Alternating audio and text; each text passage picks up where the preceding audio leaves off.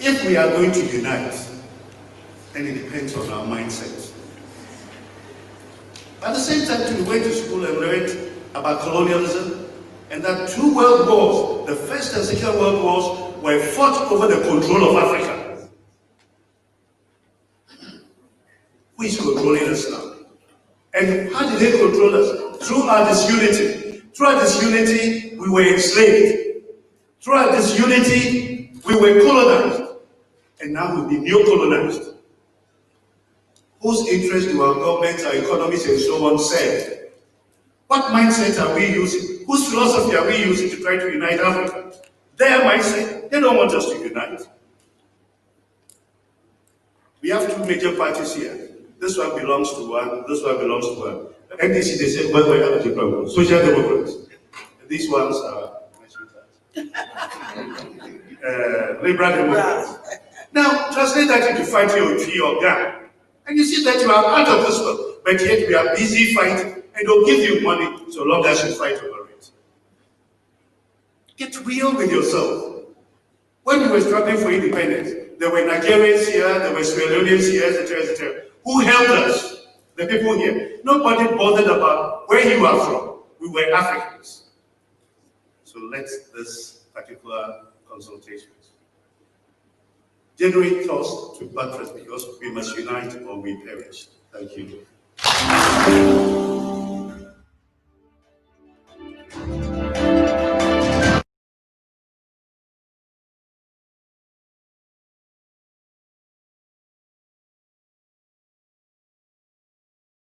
Look, I had my mic on mute, Professor. I said that was absolutely powerful. Fire! Fire! Fire! Fire! Fire! Yes, that was powerful. Peace and love, everyone. Welcome to another Truth to Power Talk with your sister, Dr. Maat. Thank you for joining another powerful discussion. And I have with me today or tonight another powerful guest, Professor James Small. How are you doing tonight, Baba? I'm good, Dr. Maat, and I'm just happy to be with you tonight. And that was my big brother, Nana Kwabena Nkesia, who's the king of Esukado in the western region of Ghana. Also, he's a professor at the University of Cape Coast. Oh, beautiful, Baba. And you said he was at a conference today speaking about Pan-Africanism. And so Baba, I'm wondering, did he say more, or was that like a snippet of what he said, or did he speak a little bit? Mm-hmm. He said more, but he sent me that snippet. He didn't know I was doing the show with you tonight. He sent it just about 45 minutes before I spoke to you. And I go like, wow, I got to tell Dr. Maat, we need to use this. Wow. Okay. All right. So you said we're going to get him on the platform to speak about Pan-Africanisms, maybe bring him back and bring you on. And we have a nice build on Pan-Africanism. Absolutely. All right. Well, Professor James Small is no stranger to the community. He's no stranger to this platform. I reached out to Baba last week, and I asked him to come on to talk about Pan-Africanism for a number of reasons. The primary reason is because next month, in 2 days, we'll be starting Black August. And this year, we're going to be celebrating the 100th year anniversary of the red, black, and green flag. Also, I believe that Marcus Garvey's birthday is in August. And so August is a really big month, for celebrating, Marcus Garvey and the UNIA and the red, black, and green flag. And so I know that's coming up next month. And there are a lot of conferences going on. You have the RBG Centennial. You have another conference, I believe it's called the 100 Years of the Whirlwind. And so I'll be participating in both conferences. And Professor, will you be speaking at any of the conferences next month? In the RBG. Red, black, and green. Yes, the hour. You're telling I'm tired, right? I could tell, Professor. So you'll be at. I will. Okay, the RBG Centennial. Okay. Another date we should tell you: the 11th of August is the Ethiopian New Year, and that's the longest New Year ever celebrated in the world. Oh, okay. You said this is in August, Baba? August 11th. All right, beautiful. And the conference is going to be on August the 18th through the 9th. And so you can get your tickets, family, from rbgcentennial.com. I believe it's .com or .org. I have to go back and look at it, but RBG Centennial, I want to say it's .com. So you can buy your tickets to the conference there.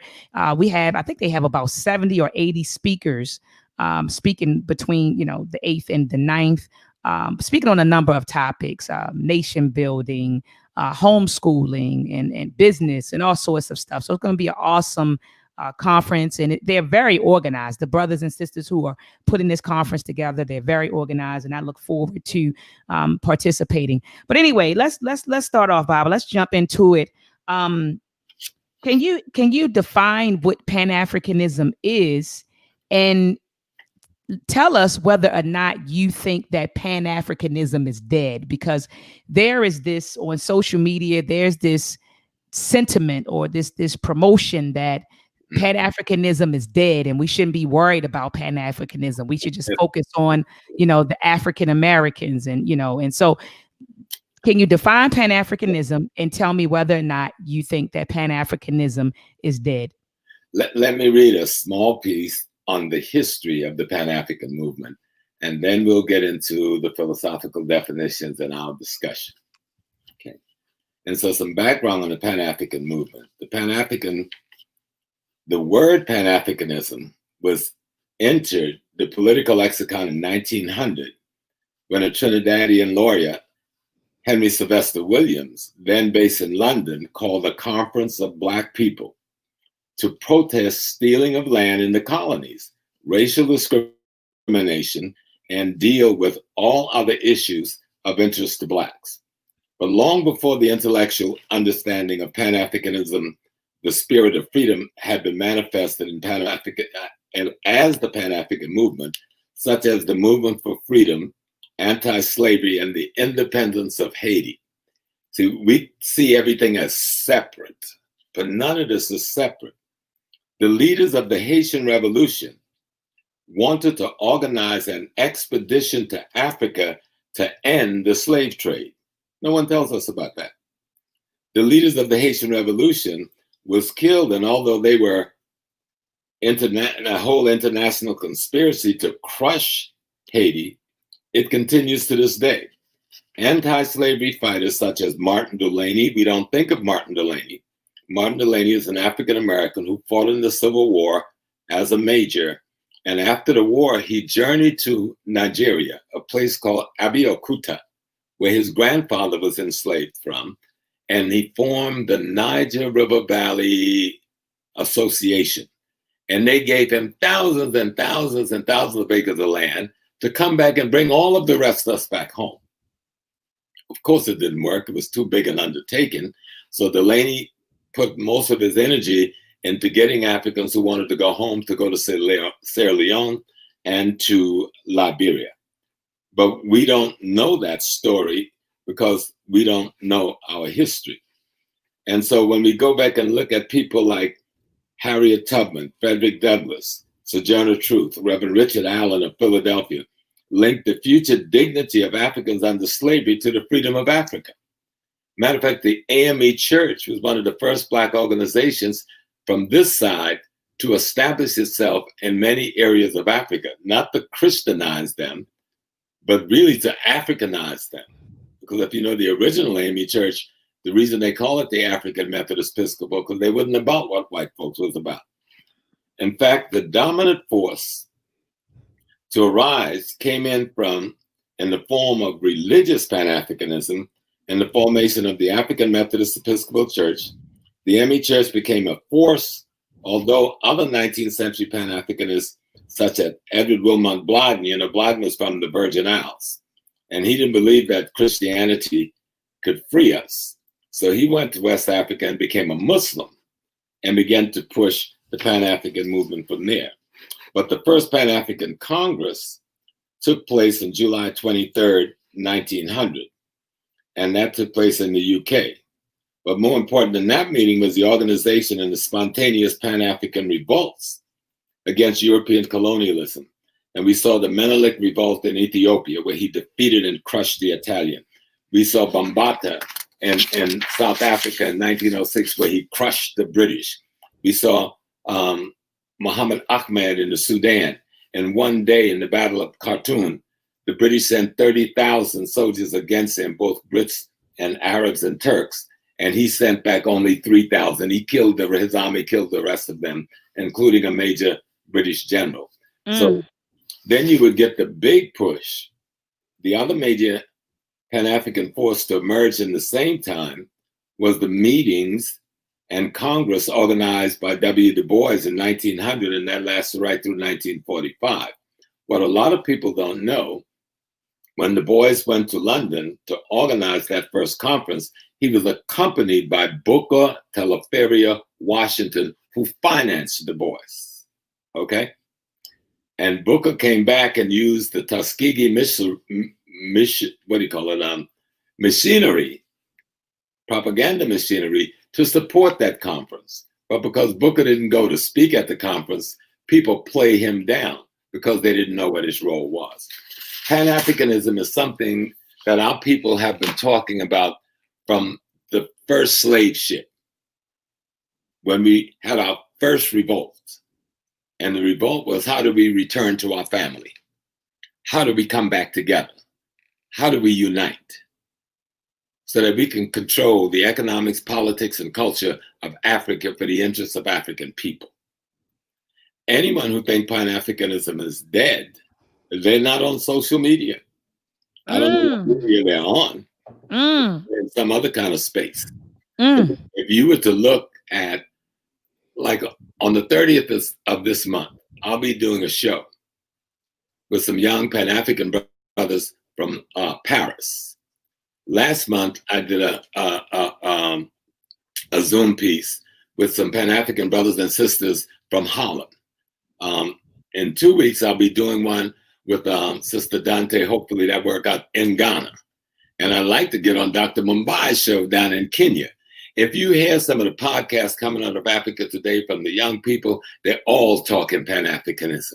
African unity. And Baba, I wanna. You're right. I mean, you're right, Baba. I mean, but you do have some that are trying to say that it's dead. And I want to introduce you to armchair revolutionaries who are not involved in actual political struggle.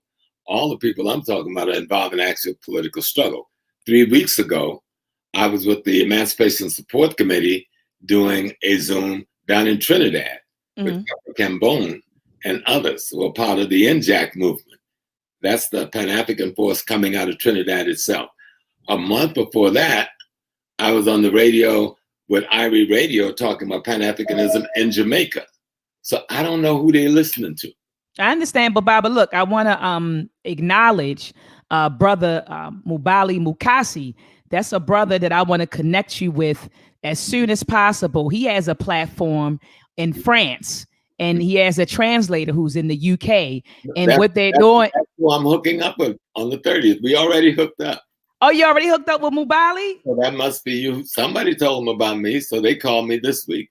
Okay, excellent. All right, okay. I'll reach out to those brothers tonight. But you said someone, and they probably looked on the channel, because they'll go, they've been on my channel, so they might have saw you on the channel a couple of times and reached out. But yeah, brother Mubali Mukasi, he's all about Pan-Africanism. So peace and love. I see we have some of his supporters in the building. Some of our French-speaking brothers and sisters are in the building. Hotep.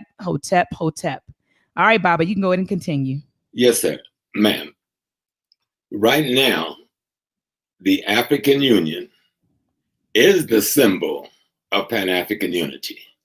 And the African Union have been for the last 10 years trying to construct and ask the diaspora as the sixth region of the African Union, so that the African Union not only represents the 53 nations of Africa, but in the sixth region represents the rest of the African diaspora in Europe, in the Caribbean, and Asia, and in North America. And this is a process going on right now. People are trying to organize all over to make these linkages work around things economic, things political, and things cultural. So I see no evidence for anyone to think Pan-Africanism is dead or even moving too slowly, because Pan-Africanism is moving all over the world. the UK. I'm talking to people in Germany. I'm talking to people in Italy. Africans in the diaspora of Europe is having this discussion. And they're linking up as a part of that sixth region so that the African Union will be the voice of Africans across the planet. Beautiful, Baba. Beautiful. Family, at this time, please, please, please share this video. Take a moment to go on your social media page, share this video. Let's get this information out to the people. Also, if you're watching from Facebook, I want you to head on over to YouTube. In the search engine, type in dr.maat. Subscribe to my YouTube channel. Click the notification bell so that as soon as I go live, you will be notified. Also, family, after this video is uploaded on YouTube, please thumb up the video. Make sure you thumb up the video. Make sure you also come back and leave a comment for our esteemed elder, Professor James Small. But please continue, Professor. Yes, ma'am. The Honorable Marcus Messiah Garvey was probably one of the biggest Pan-Africanists we had. The whole concept of Pan-Africa for the Africans at home and abroad. That is a Pan-African statement. And that was put into practice because everywhere in the world where there was an African, there was at least the newspaper of the UNIA informing them of the necessity for unity. And they formed all kinds of organizations to facilitate this unity. And what a lot of us miss, I talk a lot about African Americans need to shore up their identity, but not to make us separate from Africa, but to give us a stronger personality to aid Africa, not a separation. And so a lot of people, they'll take Booker T. Washington and oppose him against Marcus Garvey. So Booker T. Washington had these views and then Garvey had these views because they don't know history. Booker T. Washington held a conference at Tuskegee University. It was called the Conference of the Negro World. People came from, this is before the Boys' first conference. People came from Nigeria, South Africa, Ghana, and Egypt, Jamaica, and Trinidad and other countries. But Garvey couldn't attend.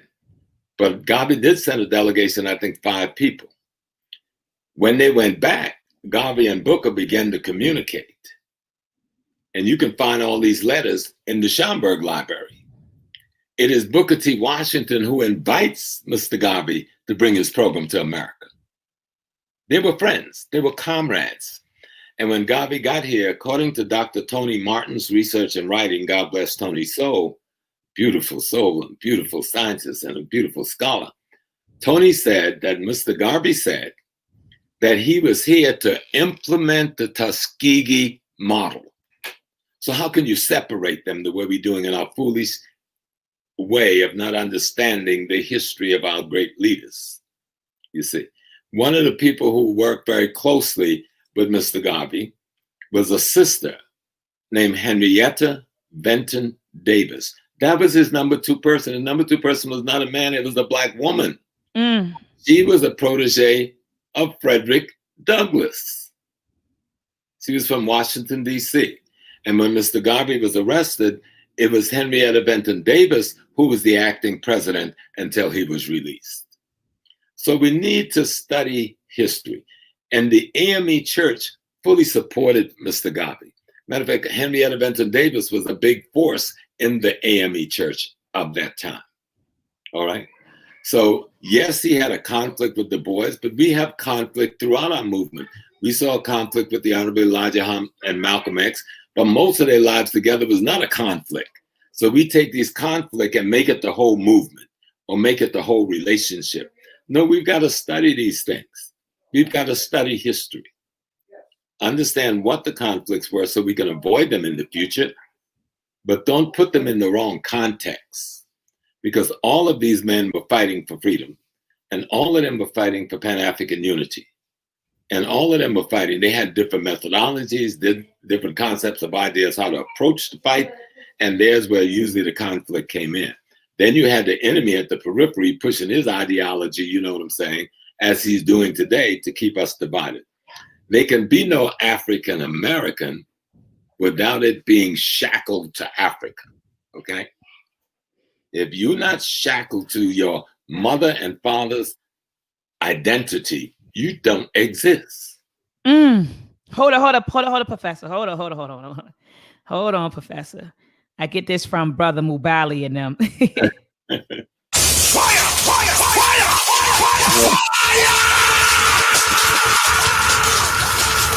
Woo! You said if you're not shackled, you said to your mother and father, to your homeland. What did you say, Professor? Then you don't have. You don't exist. You don't exist. Woo! All right, Professor. The only thing that makes me an African American is Africa. See, America is not my race. It's a geopolitical place. It's where I live, where I pay taxes, where I vote, where I carry on political struggle against my enemy. But my race, my culture, my spirit, that's African. And you can't be an African American without being African. And you can't be African without having the responsibility for the freedom of all African peoples anywhere in the world. Ashe. So Professor, let's get into the philosophies or the ideas of Pan-Africanism. Right. Let's move into that. Yes, ma'am. Even from its inception, in the first conference that our brother from Trinidad, Sylvester Williams, called, in their position paper, they were talking about the freedom of Africa from colonialism. Remember, we already had the Berlin Conference now. They've brought their armies in. They've attacked our continent from every direction and don't even call it a war. And they implement what we know today as colonialism. And so Sylvester Williams and the other Africans from around Europe who had left the colonies and come looking for freedom to fight against colonialism at home hold this conference in the 1900s in London.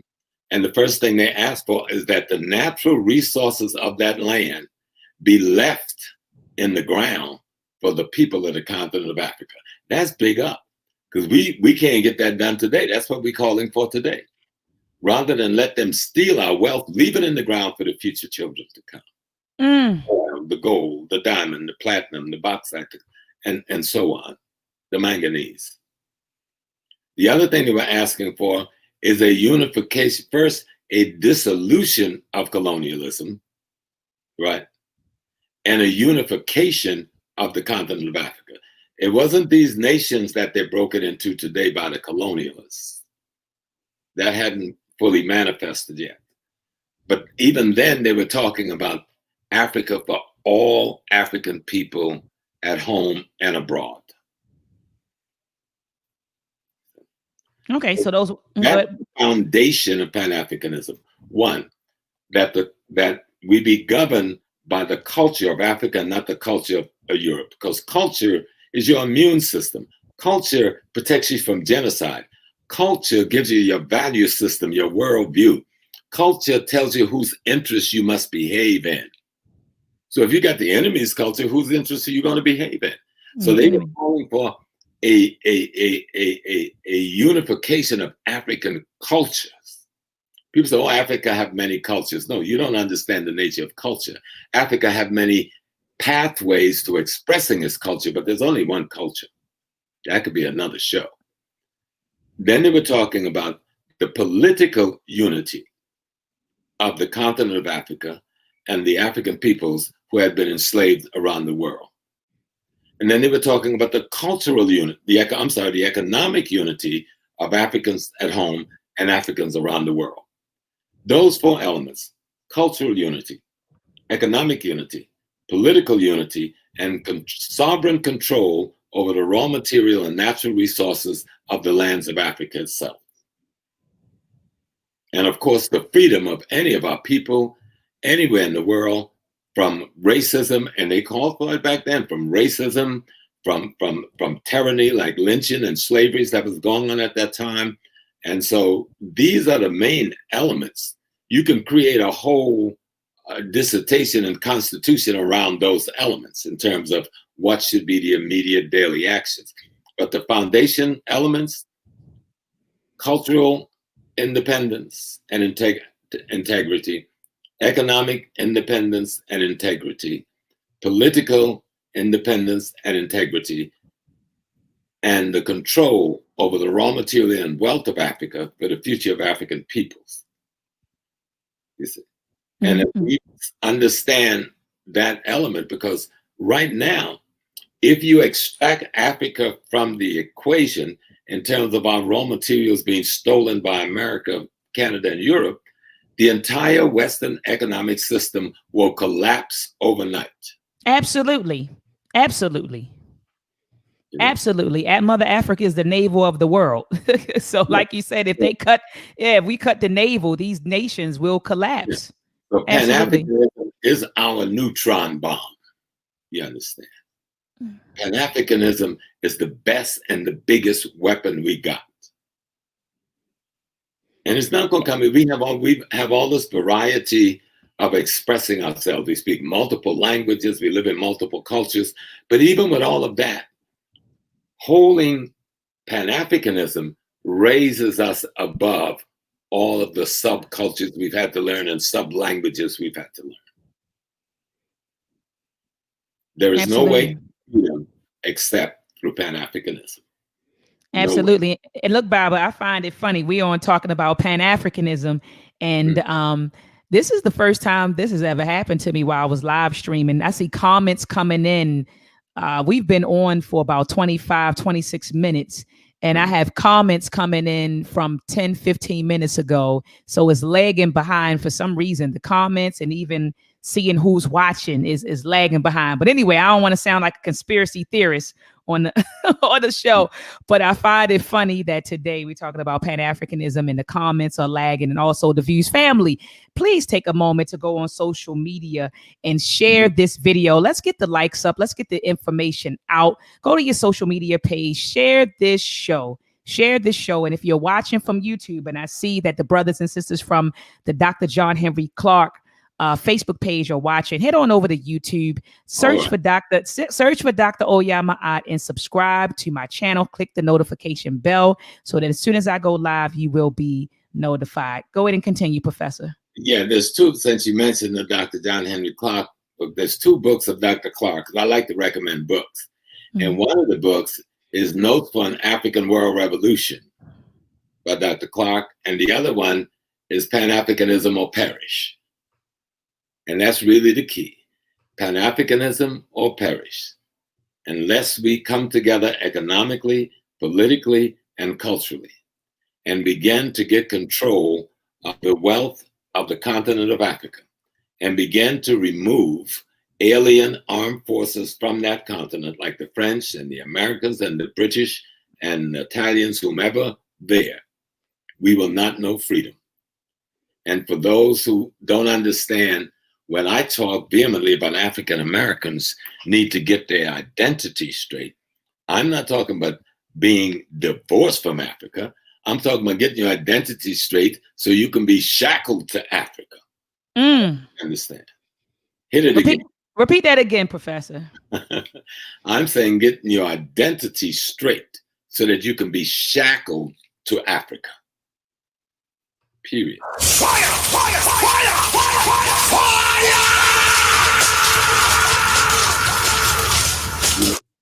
We have our brothers and sisters from Haiti, and they say, I'm Haitian, but they're still Africans. We have our brothers and sisters from Jamaica. They say, I'm Jamaican, but I'm still African. We have our brothers and sisters from Trinidad say, I'm Trinidad Tobago, but I'm still African. And so when I talk about African American identity, yes, we live in America. You can't deny that as a part of your definition. This is a geopolitical space. We built this geopolitical space with our blood. We fought in every war of this geopolitical space to maintain it. We've done more to change its laws and made it humane and open to all people of the world than all other people in America combined. All right? Understand your history. Africa is not only our history, our ancient history, it is our culture, it is our spirit, it is our ancestry. How you gonna cut that off? You cut that off, you die. You cut Africa off, you die. But you must define yourself so that you can be a healthy element in the family and not a confused, disorganized, and diffused negative element in the family. And that's why we need to get our identity together. The African Americans one is probably made up of more ethnic nations and gene pool than any other African family in the world. We are the consummate African. You see, we came from Angola, we came from Cameroon, we came from Mozambique, we came from South Africa, we came from Kemet, we came from Nigeria, we came from Ghana, we came from Mali, we came from Sierra Leone, and we merged into one person. And there were even Africans here who had come earlier from Mali. We merged with them. There were Africans who were here that preceded them, the Aborigine. We merged with them. Let's know our identity. But the one thing we are not is a non-African people. We are an African people. And the key to understanding your identity, forming your identity based on your shared and common historical experience, allow you to define your relationship to your mother and your father in a more appropriate way.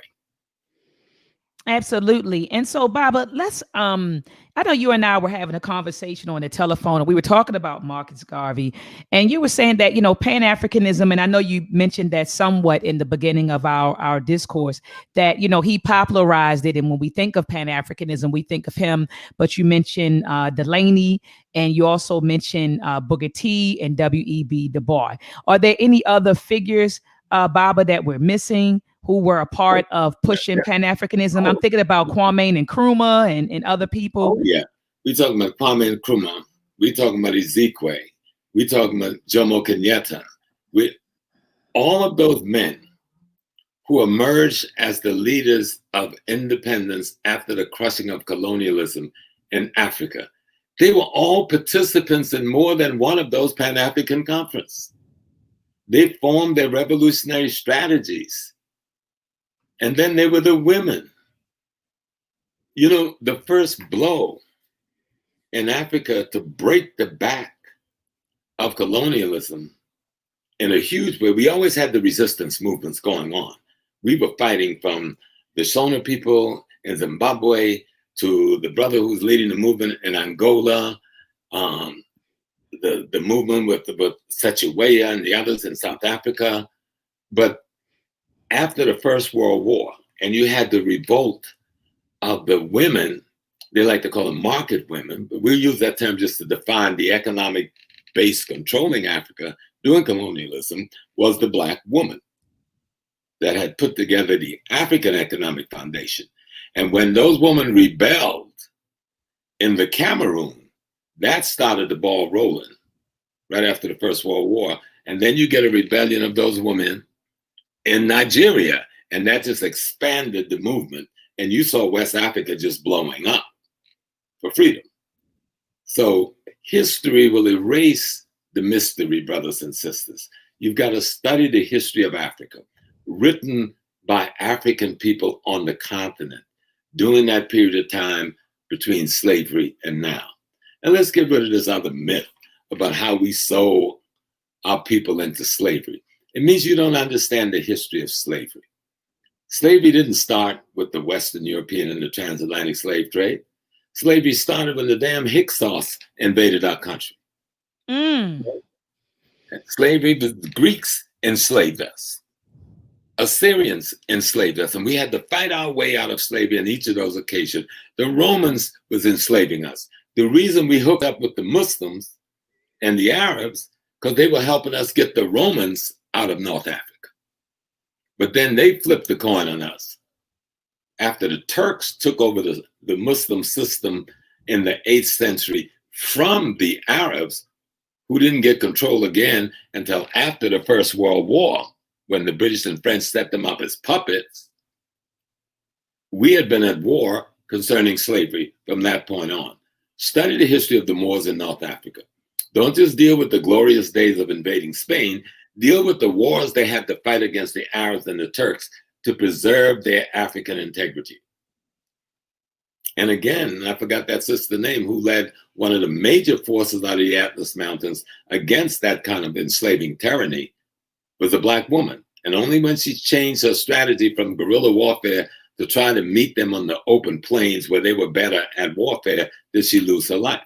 And then look at Sister Amanatu, who was in the Borneo Kingdom.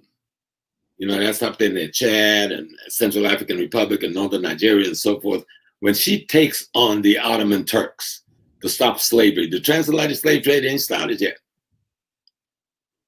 We have 1,500 years of Arab Islamic enslavement of African people. So when the whites from West Africa got there, there was already a system of enslaving and capturing and burning our village in place for 1,500 years, selling us into the Indian Ocean, selling us into the Middle East and Europe and so forth. So history will erase the mystery. We were not a war people. We didn't have standing armies as such when we ran into these people. The one kingdom doing the Songhai and the Mali kingdom, which had begun to fracture at that time, they had major armies out of necessity to repelling the Arab Muslims from the north trying to come further into Africa. But for the most part, our people were fishermen and farmers. And they met people with guns and swords that we never could imagine, with armies trained to kill. Same behavior we see in them today. You need to study the history of Africa and see the great battles we wage. Even when people say, well, the Ashantis were enslavers. Hell, the Ashantis nation didn't come into existence until about 100 years before slavery ended. So how could they have been that big? And yes, they got caught up in the conflict and sold some of their prisoners of war. Some of the Ashanti leaders, but that's not true for most of them. One of the great Ashanti kings, Osantahini, Bansu, led the Ashanti army down to the Fanti area on the Cape Coast and crushed the Dutch and drove them out and took over the Elmina slave dungeon. We don't talk about that in history. No, we don't. We don't. And Baba, so and I'm glad that you mentioned this, because you do have some folks who will say, I don't believe in Pan-Africanism. I don't want to hook up with them because their predecessors sold our predecessors. To white folks. Predecessors when that was also your predecessor. You're saying your grandmama sold you, right? Please.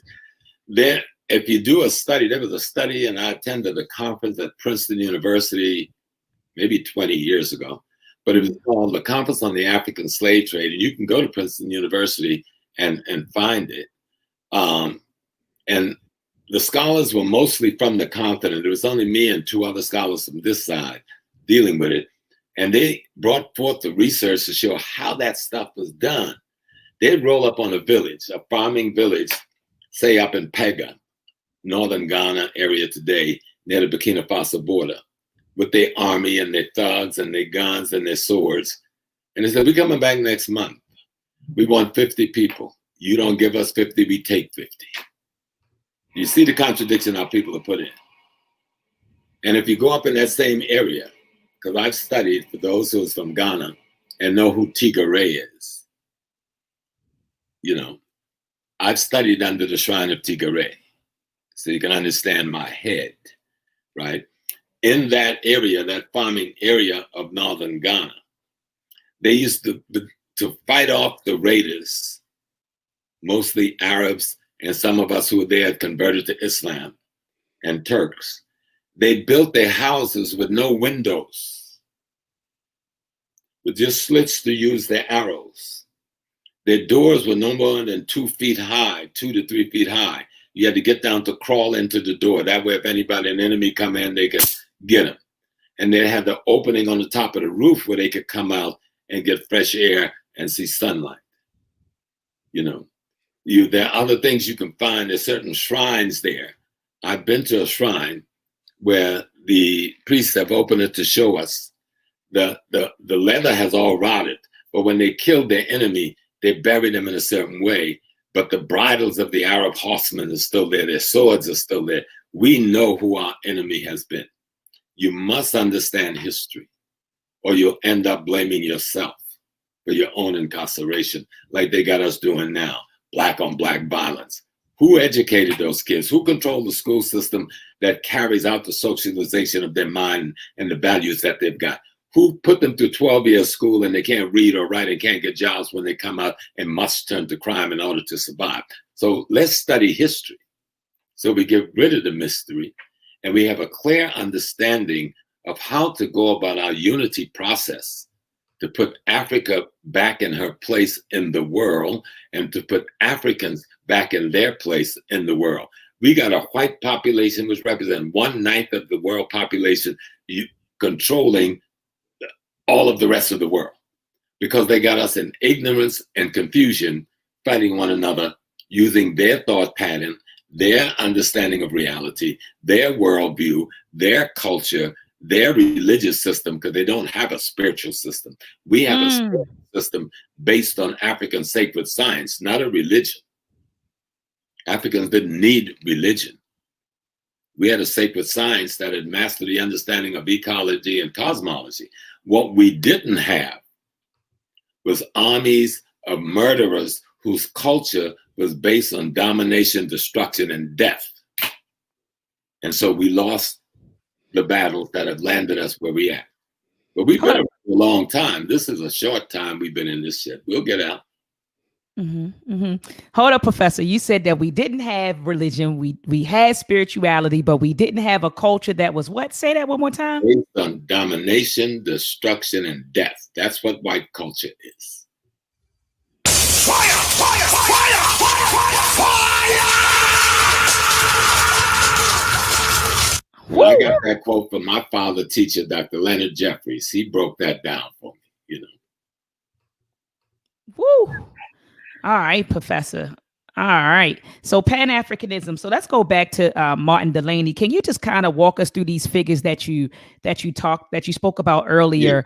Yeah. What they taught. So Mark. I think you said Martin Delany, W.E.B. Du Bois, Booker T. Because people have their criticisms about Booker T.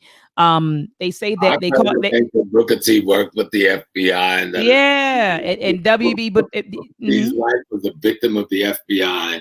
Just like they did W.E.B. Du Bois and Paul Robeson. People got to study history. Did him and Garvey had some conflicts? Yes. But when I do these kinds of shows, I don't want to talk about the conflict. Let them go do the research on the conflict. Got you, Baba. Conflict. And some of the conflict was ideological, and some of the conflict was action that both sides had taken. Then they got into a name calling. So you take an incident of a name calling and make it cover 50 years of history, that don't make any sense. What they do with Malcolm and the Nation of Islam. Malcolm has been dead 55 years. We're still ostracizing the Nation of Islam. Who the hell are we to do that? Those brothers and sisters weren't even born yet. You know, Malcolm and the Nation and the leadership had a conflict that led to destruction, but Malcolm was murdered by the CIA and the FBI and other white forces. Did they use some black hands? Obviously, because you can buy them a dime a dozen if they caught up in the criminal contradiction. But let's not get silly. Let's study history. That's right. That's right, Baba. You think I don't know? Let me tell you, a lot of folks don't know much about me, Dr. Maat, my background. Let me just do a little bio thing. All right, go ahead, Baba. It will be helpful to some people.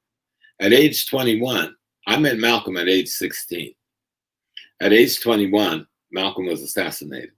He was assassinated when I was 20 years old. I became the imam over his Muslim Mosque, Inc. at 21. I'd already been to Mecca twice by 75. So you can have a sense of who I am and why a 21-year-old would be an imam. Because we were all soldiers. I got into struggle at age 14. Picketing at Woolworth down in Georgetown, South Carolina, and the Strand Theater and so forth. So I'm not new to the struggle question. I was his sister's bodyguard for 18 years, meaning Malcolm X's sister. I was a bodyguard to Adam Clayton Powell. I was liaison to the Black Panther Party with Zayd Shakur, Lamumba Shakur, and Assata Shakur. I knew Sister Assata. I knew Brother Matula. So I won't go deep into that.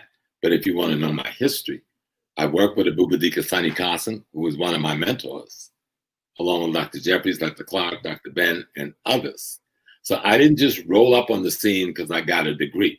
And the truth, I don't have the white man degree like you think I do. I got a bachelor's degree, and I'm the only professor that ever taught in City University a full professor's load with a bachelor's degree because they were too punk to tell me I couldn't do it. Now you do that. Anyway, let's come back to our show. So a little bio. And you can actually go online. I do have a website, but we just put it up today, so I don't want to announce it until later. And I'll give it to you. And I have a full bio. And you can see what I've been doing for the last 55 years. You know, like everybody in the struggle, you make mistakes, you get shit wrong, but you get it right because you don't quit. That's right, Professor. Oh, can you say that again? Goodness gracious. You know, you got to give me that fire on that one, girl. Yeah, let me give you that. Say it one more time, Baba. You make mistakes, you screw up, but you got to keep struggling to get it right. You know,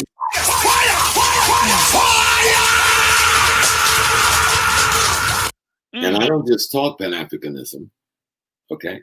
Me and 80 other Pan-Africanists own one of the largest African-American business in Ghana. And we work 100% of Ghanaian as our employees. Okay. So it's called Masana Lodging Enterprise Ghana Limited. And right now, because they're going through the COVID, it's a hotel complex with all kinds of things going on. We hook up at the university, we're doing stuff in the community. Right now, because they're under the COVID situation, we've given them 40-room space without any charge to quarantine the young brothers and sisters who have to go through a quarantine before coming back to Cape Coast University. So we've been involved, and that project is 17 years old. Dr. Jeffries and I have worked in Ghana on multiple other projects and our multiple organizations, from the Sons of Africa to others that I won't call, Cultural Heritage African Tours, for the last 40-something years.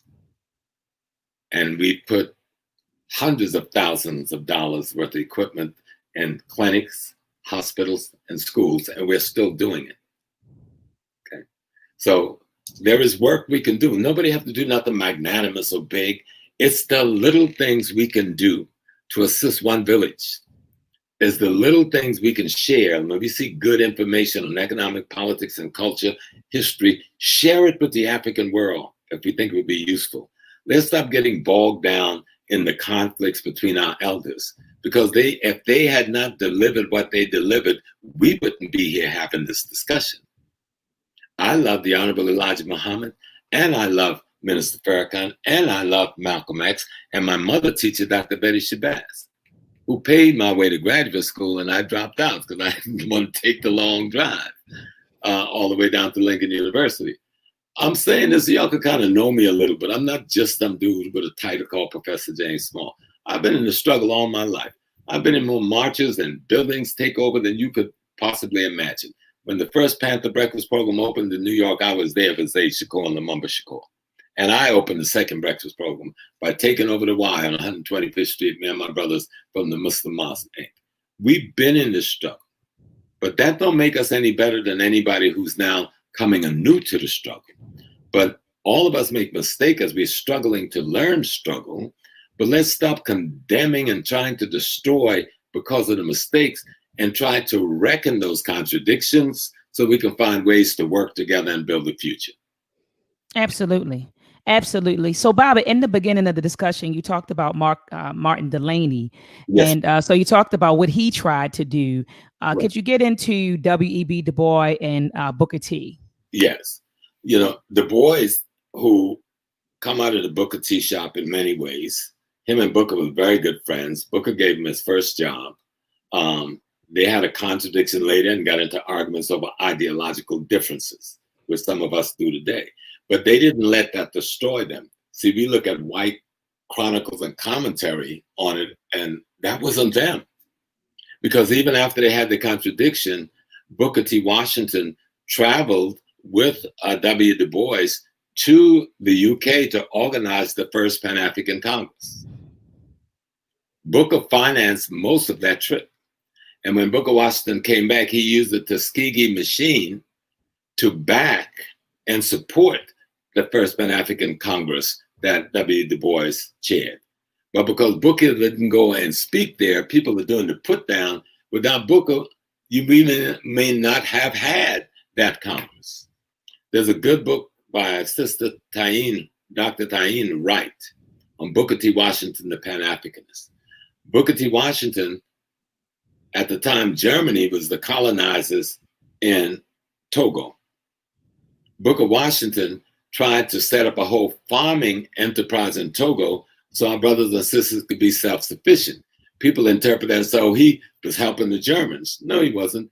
When Germany tried to take over the cotton plantation that he was setting up over there for the brothers and sisters to build their own wealth, Booker pulled out and took it down. Study history. Do the research. You got to go to some libraries too. It ain't all on Wikipedia. You know? So do the research and you'll have a different view of these people. Or you look at a brother named T. Thomas Fortune. Most brothers and sisters never heard of T. Thomas Fortune. But in 1888, he founded the Afro-American League. That was the name of the organization. That is the organization that morphed into the Niagara movement and then morphed into the NAACP. T. Thomas Fortune was a Booker T. Washington protege who became, because Booker was murdered. He didn't die, he was murdered months before Garvey got here. Booker Washington invited Mr. Garvey here, okay? And he was murdered. So when Garvey came here, many of Booker's people joined the newly founded UNIN. T. Thomas Fortune was one of them. Thomas Fortune at that time had the biggest pro-Black newspaper in New York, the African Age or the Black Age, or the New York Age, I think it was called, the New York Age. And he then became the editor of the UNIA newspaper. But we don't even know who T. Thomas Fortune is. Or Bishop McNeill Turner, who coined the term African for the Africans, before Brother Garvey was an adult. But we need to study the history of all of these people. A sister, like when we talk about Ida B. Wells, we mentioned her Black History Month and that she fought against lynching. She didn't just fight against lynching. She was a part of the Afro-American League. She was a part of the Niagara movement, and she was a founder of the NAACP until they saw the NAACP going towards that white direction. Ida B. Wells and others pulled out. The boys stayed in, but the boys tried to bring it to the radicalism they want, and he was kicked out of the leadership and marginalized and given the newspaper. And because he was being too radical in the newspaper, they removed him from the editor of that after a while. So we need to study history. It'll get rid of a lot of these mysteries. And we can find a way to unite with one another despite differences and contradiction, because we'll learn conflict resolution and learn to dissolve some of these contradictions by using history as the arbitrator. So Baba, let's move into the benefits of Pan-Africanism. So we talked about what it is and the origin and the people who were, I said earlier, who popularized it, but let's move into the benefits. So, okay, if we unite, with Africans on the continent and throughout the diaspora, what will we see happen, Baba? Tell us the benefits of this ideology. The benefit is freedom. The benefit is real freedom. The benefit is economic freedom. The benefit is cultural freedom. The benefit is spiritual freedom. The benefit is physical freedom. If we unite, which we have no choice, it's either Pan-Africanism or perish. If those of us in the West want to say, oh, we're going to stay and make our little bones here, these crackers already show you they can wipe our ass out overnight if they really want to. Facts. Okay, so stop playing. I appreciate it and I stand strong with the brothers and sisters who are militias in the street, but we can't compete against the armed forces of the United States of America with a few thousand brothers and sisters who know how to shoot a gun. So we got to do something bigger. We got to do that because that backs the chumps off. And I was so proud of y'all up in Louisville because y'all made that white militia stand down. But we up against a bigger forces than a few racist, lost white folks who call themselves militia. We up against the world of international banking. We up against the world of international exploitation of Africa for her natural resources. We're up against the major armies and intelligence network, MI6, MI5 of Britain. We're up against the armies and the intelligence apparatus of France, of Italy, of Germany, Spain, and the United States. That's who's fighting us. That's who killed Malcolm X. That's who put Garvey in jail. Stop talking some foolishness, but a couple of black people put Garvey in jail. J. Edgar Hoover was a no joke. From the beginning, they knew what his agenda was. They went after Elijah Muhammad early when he started. They went after anybody black that threatened the stability of the international banking cartels that run the Western world. And if we want to break the back, the only thing that can break the back of that cartel is for the Africans in the diaspora to hook up with the Africans on that continent, bringing whatever wealth we carry with us, bringing whatever technical knowledge we have with us, and hook that up to the mothership. Because it's Africa. That's the mothership. We just little, you all saw that movie Independence Day, you saw the little ships flying around, but they had a mothership. We just the little ships flying around. Mother Africa is the mothership. And the world will know then they have to deal with us on a fair playing field. Right, because right now they know we're not in that position of power. Anytime something is divided and disunited, that has no strength. And even Malcolm says, when you're like fingers on the hand, they can break it off one at a time. But when you put them digits together and make that fist, then you got power. Absolutely. Absolutely. So like you said, Baba, freedom. Yes. Yeah, you say economical, political, and just social freedom. So those are the benefits of Pan-Africanism. So it is the salvation of the race. It's the salvation of the only reason that Bill Gates and these other people could try to come up with these vaccines and stuff to jeopardize us with a process of genocide, because we're not united to protect our race. Our primary job as men and women is to provide food, clothing, shelter, safety, and security for our families, our communities, and our race.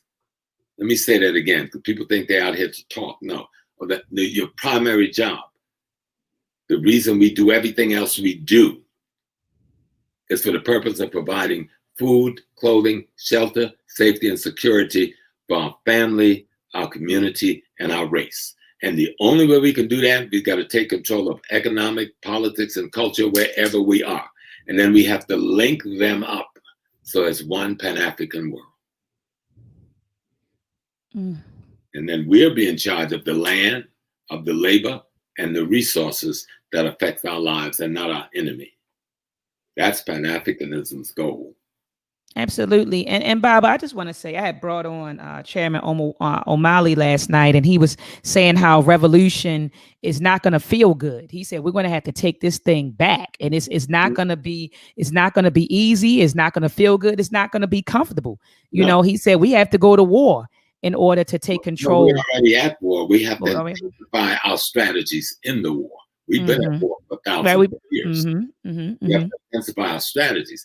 But the first intensification of the strategy, we must declare war on the white man in our minds. Give me a fire on that one, girl. Yeah, hold on. Here we go, Baba. Hold on, say it one more time, Baba.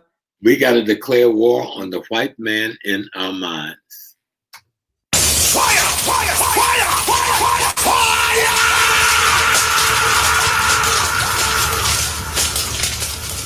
So we got to break the chains of psychological slavery. Let's go, Baba.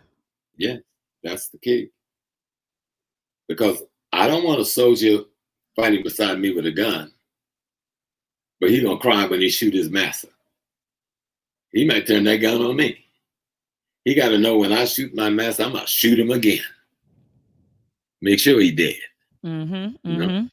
So I want an African mind behind this bony structure called the skull. I want an African value system. That's why you must study your history to erase the white mystery that has become your personality and your character out of you. Absolutely. And right now, Baba and family, please go to my YouTube page, type in RAM Book Club. On Sundays, we meet. The name of the book club is called The Resurgence of the African Mind Book Club. We meet every Sunday at 7 p.m. Eastern Standard Time. In fact, we just finished reading Breaking the Chains of Psychological Slavery by Dr. Maat.MSU. A few months prior to that, Baba, we read Powernomics by Dr. Claude Anderson. Months prior to that, we read The Falsification of African Consciousness. Before that, we read The African Personality in America by Dr. Kobe Kambon. And prior to that, we read Blueprint for Black Power. And all of these discussions can be found. Those are books I recommend. I want to put one more book on your list. Go ahead, put one on there, Baba. This is called The Island of Meme by Dr. Wade Nobles. And the subtitle is The Haitians' Unfinished Revolution. But don't let it deceive you. The meme he's talking about is the white ideas and concepts that's ruling our minds, even when we call ourselves revolutionaries, and that's why we can't win. And so he said, you got to remove the European mimetic infection of your mind. It's an extraordinary piece. This would be the modern day version of the miseducation of the Negro with the corrective pathways in place. Love it. I'm gonna definitely grab a copy of that. Thank you so much, Baba, for sharing that. So family, you can go to YouTube, just type in RAM Book Club, and all of our discussions will pop up. In fact, on my YouTube channel, I have them in playlists. So if you want to check out Powernomics, you go to the Powernomics playlist and you go through the discussions, and you can do the same thing for all of the other books. Oh man, Baba, you made me lose my train of thought about that book. So show me the book one more time, Baba. Yes. The Island of Meme. Okay. Okay. By Dr. Wade Nobles. Okay, beautiful. And Baba, I need you to put me in touch with Dr. Wade Nobles. I would love to have him on the platform. He's a master teacher in my eyes. He's a master teacher also. Absolutely. Him and worked together to develop that whole concept of an African psychology. And their thing was, we don't want to paint white psychology black. We want to find what the African psychological reality is about and bring that back to fore. That's what this book is about. So hold on, wait a minute, Baba. Say that again. We don't want to paint what, Baba? White psychology black. Huh? We want to bring the African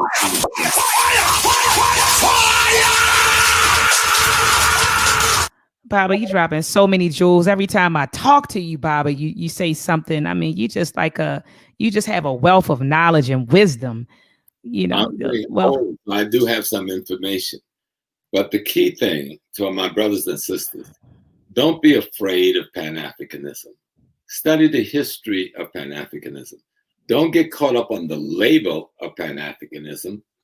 Find out what the meaning and the function of Pan-Africanism is. You may want to call it something else, as long as it means the unification of African peoples around the world into one African body and one African force. And we could do it. Like I said, the African Union may not be as effective as we want it to be, but they're much more effective today than they were 10 years ago. The OAU, which evolved, that was designed by Haile Selassie and Kwame Nkrumah and others, which evolved into the African Union, was the attempt to create a national basis for Pan-Africanism. And the African Union then expanded out to the 6th region to try to find a legal framework for bringing the diaspora into the decision-making process of African Union itself. You see? So we've got to pay attention. We didn't get into this overnight. We're not going to get out overnight. You ain't going to have a revolution in the jungle and then you're going to come out waving your beret. It doesn't work like that. That's the movies. Okay? A revolution starts with the mind. Study the Haitian Revolution. Study especially Jean-Jacques Dessalines and a woman named Cecilia Fatima. Study them, and begin to see they first had the leadership cadre Africanize their mind. That meeting in the alligator swamp that night was about making a determination that we're not going to move out here like a bunch of white Frenchmen just fighting for some political freedom. We're going to move out here like Africans fighting for the integrity of human freedom. Mm. And yes, the West was shrewd enough because of our disunity, because so many of us still had the white man in their head to assassinate our great leaders. But when we study them, they're not dead. We become them. I am my ancestors, literally, and you are they too. But you're not conscious of it as I am.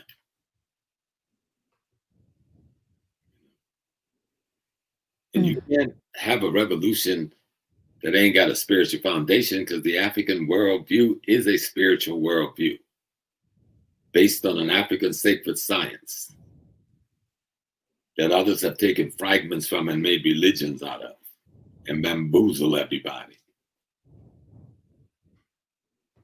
So Pan-Africanism is controlling the economics, politics, and culture where you live. Pan-Africanism means that you can ensure any minute of the day, any hour of the day, any day of the week, that you could provide food, clothing, shelter, safety, and security for your family, your community, and your race.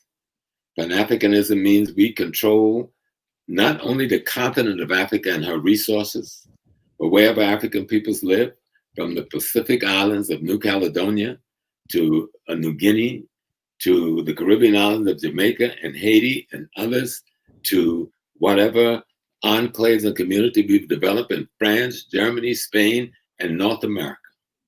When we organize into a brotherhood and a sisterhood of African political, historical, cultural, and spiritual understanding, we'll be able to put the glue, and the culture is the glue, of Pan-Africanism together. And nobody can defeat us. Matter of fact, nobody would even want to defeat us, because we are the only culture that can bring humanity to the world. And we are the only culture that has ever brought a civilization to the world. This thing they got, you can't call it civil. I won't desecrate my ancestors by calling America a civilization or the Western world a civilization. These are metropolis built on the blood and slaughter of other human beings through domination, destruction, and death based on greed. So facts, Baba. Facts. We're fighting for something real. I'm 75 years old now, and in some short period of time, I'm gone. So I'm not doing this for me. I've never done it for me. Every generation should be fighting for the next generation to come. See, when you're caught up in doing it for yourself, they could scare you into being cool. Absolutely. But you ain't doing this. I'm not doing this for me. I'm doing this for all of my grandbabies, because my spiritual system say they are me. When I gave birth to my children, me and my wife, we gave birth to ourselves. So they are us. That's right. Mother and fathers gave birth to me. They gave birth to themselves. And when we go backwards, it tells me I am my ancestor moving forward into eternity. So it is the same me. I'm constantly fighting to have a better way. It's unity or perish. Unity or perish. It's Pan-Africanism or perish. And it's a struggle. If you don't know your history, you can't erase the white man mystery. And so you'll be nothing more than a hologram wearing African cloth, calling yourself a Black nationalist and a Pan-Africanist. But you'll be nothing more than a white hologram of what a revolutionary should be, until you turn yourself back and understand your African history and its culture. Facts, Baba, facts. And speaking of the next generation, I have my son Jalen. He's in the chat room. I don't know if you can see it. So that was good. Yeah, he's in the chat room and he's commenting. He said, "Can I watch the show tonight?" And I said, "Yeah, you can watch the show." He said, "Can I get in the chat room?" I said, "Sure, you can, son." And so he's in the chat room. And so again, just bringing him up in an African-centered household. He's being brought up in an African-centered household. So he asked me for a shout out. I'm giving you a shout out. I asked him, could I call him Puda live on air? He said, "You can call me Puda." So he's in the chat room. And family, I do see we have a lot of people watching from the Dr. John Henry Clark Facebook page. Family, go over to YouTube at this time. Look for my name, Dr. Maat. All right. Subscribe to my YouTube channel because I started a watch page, Baba, like a watch party in this particular page. But family, I won't be doing this often. So I want to make sure you stay in the loop and that you catch these great shows. And so please go on over to YouTube. Type in Dr. Maat, subscribe, and also hit the notification bell so that as soon as I go live, you will be notified. Baba, do you have any closing words for the listening audience? Right. I would just like to raise up the great Kwame Nkrumah. You know, when he took over as president of Ghana, Ghana had an enormous cocoa wealth and bauxite wealth, and especially cocoa wealth. And a lot of people don't know Ghana also have diamonds and gold. And he used a lot of that money to back the forces of Patrice Lumumba in the Congo. He used a lot of that money to help Jomo Kenyatta in Kenya. He used a lot of that money to help Sekou Touré in Guinea after the French left because Touré wouldn't bow down to the French. They took everything out of Guinea, including the toilet paper, the sink, the toilet. They took everything. Looted it. And Kwame Nkrumah showed them what a Pan-Africanist was. Of course, many of the bourgeois elements of his own country didn't understand it because they were dealing with the white hologram as a mind instead of the African spiritual foundation as a mind. But we're going to get there. We're going to study history, and this is my last word. Study history, erase the white man mystery, and do your African miracles. Fantastic. Well, Baba, thank you so much, Baba, for coming on. Yeah. Oh, I know you're going to be back on because I'm going to nag you until you come on. So thank you so much, Baba, for coming on the platform and just sharing your knowledge and your wisdom with the listening audience. I would love for you to come back, Baba, and talk about the importance of culture and to break down, spirituality, because a lot of people use, spirituality and religion. They use those words interchangeably. And you made it clear that these are different things. You have spirituality and you have religion, and that these things are totally different. And so we got to bring you back, Baba, to have some more conversations. And so I do appreciate you coming through tonight. And, we'll be in touch, Baba. We will be in touch. Shout out to my big brother, the king of Esokado, Nana Kwabena Nketsia V, who opened up for us with that dissertation from the conference in Accra, Pan-Africanism today. Beautiful. And Baba, you said we're going to bring him on the platform, the same brother. Tomorrow. Okay. Yes. Okay. Yeah. Let's hook it up. And whenever if you all have a date in mind, Baba, if you all have a date in mind, just let me know. And what I'll do is I'll make it happen. So regardless of, whatever your availability is, I will make myself available so we can have that conversation. Yes, ma'am. All right. So family, again, subscribe, like the video, leave a comment, hit the notification bell. I will be going live tomorrow with Miss Lovelace at 8:00 p.m. Eastern Standard Time to talk about why Black celebrities should not be looked upon as Black leaders. And so we're going to talk about, the Nick Cannon situation, Kanye West and 50 Cent and all the foolishness that these Black celebrities have been spewing out of their mouths. So we're definitely going to address that. Tomorrow. So family, be sure to join me tomorrow here at 8:00 p.m. Eastern Standard Time. All right. I love you all. Peace and Black power. Black power.